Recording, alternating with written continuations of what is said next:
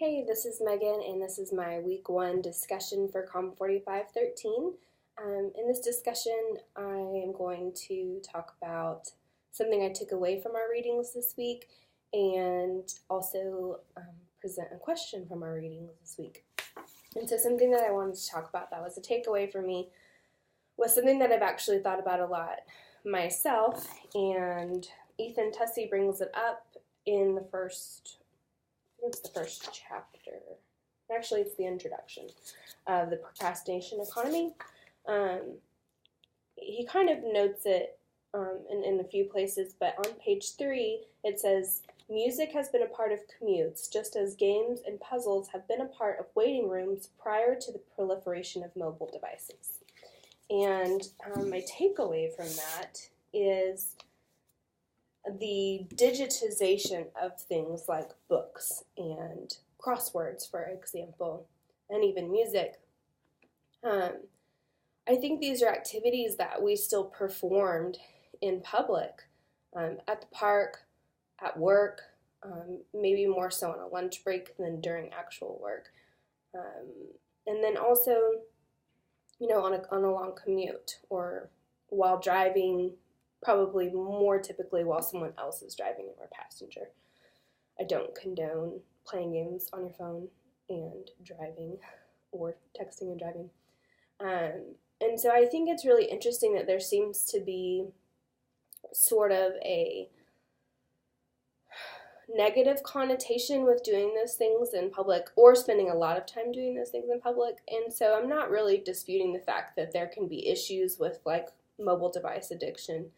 But I think it's important to think about the history of that, and that it's not really a new concept. It's something that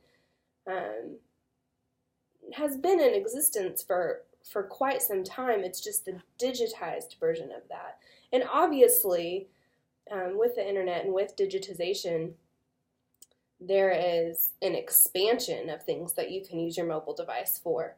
But sort of curbing your boredom during a commute or during your lunch break through an activity is not a new concept. And so I think that's just something worth noting, something worth thinking about in the discussion about mobile device usage and overusage even.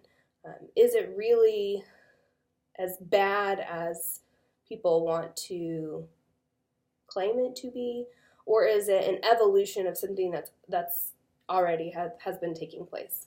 That was more of a question, but I meant for that to be a thought.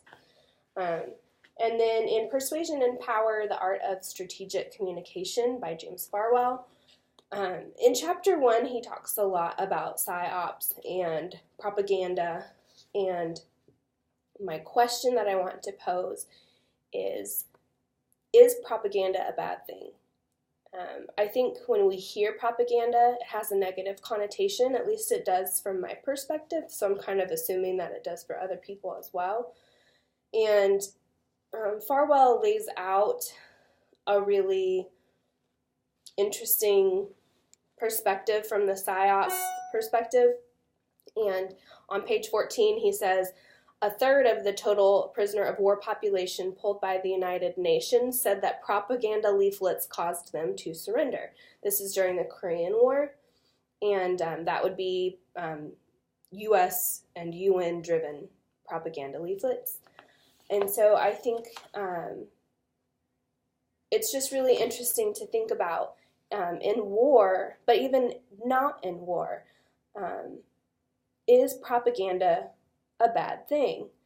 I think when it goes against our beliefs and our moral compass, it does have a negative connotation. For example, Hitler's propaganda.